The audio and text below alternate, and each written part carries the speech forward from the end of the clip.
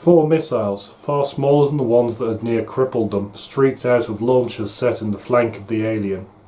In unison they turned towards Mississippi. The cruiser's point defence immediately rattled into action, sending out a hail of explosive charges. The four missiles crossed the space between the two ships in seconds. The shrapnel from point defence destroyed two of the missiles. The other two slammed into the hull. "D-turret is hit," Berg shouted. "Captain, they've brought a targeting jammer online. It's not powerful enough to affect the main fire control, but it's going to screw with D-turret," someone else shouted. Another plasma bolt spat from Mississippi and punched into the alien ship. Several seconds later a second bolt was fired. Crow glanced towards the damage control board and cursed inwardly as a red light lit up beside one of D-turret's guns. The forward-facing hatch cover on the alien ship started to open. The alien was going to fire one of its big anti-ship missiles. At this range there would be no chance of avoiding or intercepting the missile. "Guns, target the forward launcher," Crow ordered. The reply was a garbled affirmative. If the alien succeeded in hitting them with another big missile, it would be all over. A shot from C-turret knocked yet another hole in the alien's hull. The alien had been hit at least 6 times, but clearly they hadn't hit anything immediately vital.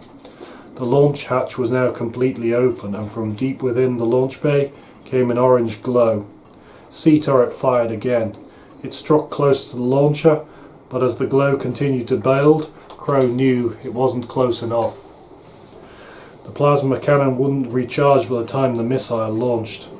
The big missile erupted from its launcher. At the same moment, D-turret, now completely out of step with C, fired. What happened next was almost too fast for the human eye. The glowing green bolt clipped the missile just as it left the launcher. The missile jolted sideways, then wobbled, and finally tumbled out of control. There was a brief cheer on Mississippi's bridge as the missile tumbled away from them. Up to that point the alien had been holding a steady course. Finally it started to take evasive action. Their engine pods rolled into a new position and fired, pitching the nose up. The Mississippi started to roll, trying to keep the alien within the firing arc of the remaining weapons. As the alien passed beneath them, it spat out another 3 missiles. They were now so close the countermeasures didn't have time to fire. Point defence rattled off and destroyed 1 missile. The second burst against the main belt.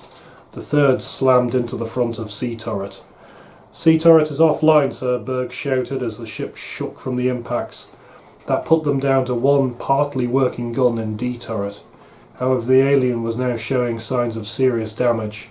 Plasma and atmosphere were leaking from several holes in the hull, and the alien's jammer, that had been wreaking such havoc with D-turret's ability to shoot straight, had ceased transmitting. Its engines remained intact, though. Slowly the two ships twisted and turned around one another. With their wingtip thrusters, the Mississippi should have been able to turn on a dime, but they were mostly gone. Instead, the cruiser was limited to slow, lumbering turns, as the alien manoeuvred to stay outside the firing arc of Mississippi's last gun.